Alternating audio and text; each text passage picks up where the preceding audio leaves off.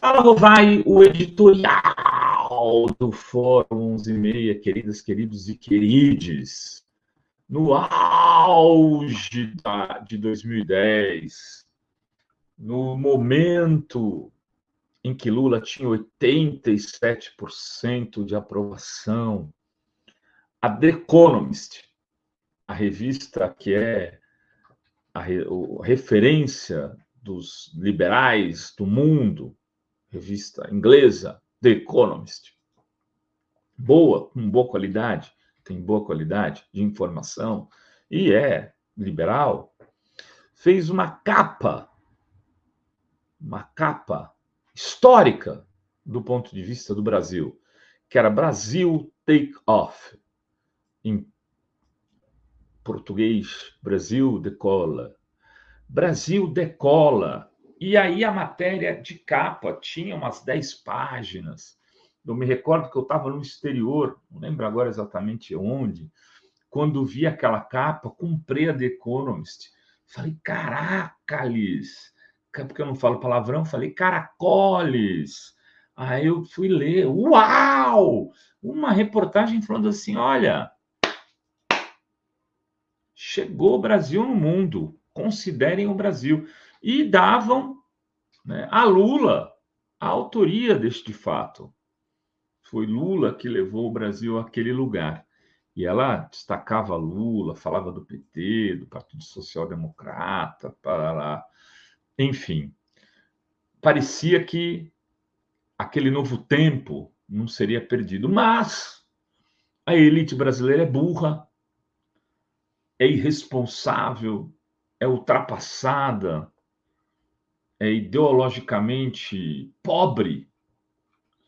E depois de Lula eleger Dilma, ela decidiu que não dava mais, e Lula eleger e reeleger Dilma, que não dava mais, que era a hora de derrubar aquele projeto, mesmo que aquele projeto tenha cometido erros, e cometeu, num dado momento ali do primeiro para o segundo mandato de Dilma, teve um nível de desoneração muito alto para vários setores da economia, para gerar um boom, e aquilo teve um custo, um impacto muito alto, que depois iria ser cobrado lá na frente, que ele gerou inflação, gerou desemprego. Teve 2013, aquele acontecimento inesperado, o Brasil ganhou um movimento de rua que foi para a direita, pedindo direitos sociais no primeiro momento e depois pedindo PEC dos procuradores, tal, que desembocou na Lava Jato, e aquilo que o take-off foi uma grande tragédia no final, porque veio Temer e as coisas deram ruim. Depois de Temer, Bolsonaro. Lula ganha a eleição num clima de uma disputa assim, de batalha das batalhas contra Bolsonaro.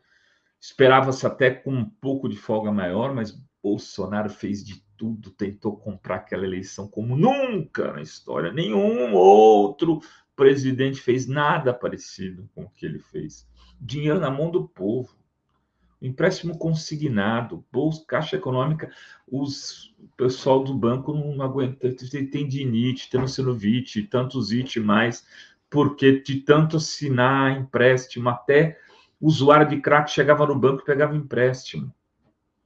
Dinheiro dos Bolsa Tudo que ele foi liberando por conta da época da pandemia.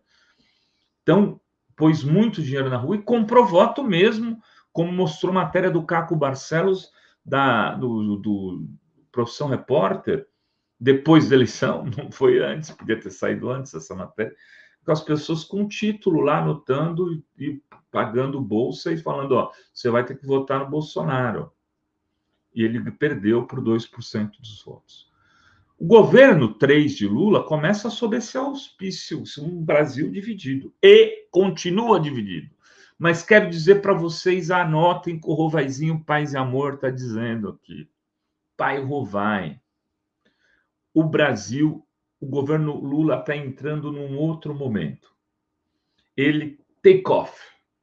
Governo Lula 3, take off. Decola, começa a decolar. E isso pode ser visto nessa última pesquisa Datafolha. Lula tem 36% de aprovação contra 31% de reprovação. É quase um empate técnico. Mas o Ivan fez uma comparação com os mesmos períodos de outros governantes. Collor tinha 18 no mesmo período do seu mandato. No Collor 1, que foi o único, né? Ainda bem. Itamar tinha 15% no mesmo período.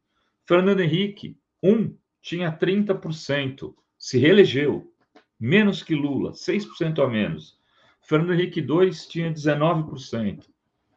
Lula 1 tinha 35%, exatamente o mesmo.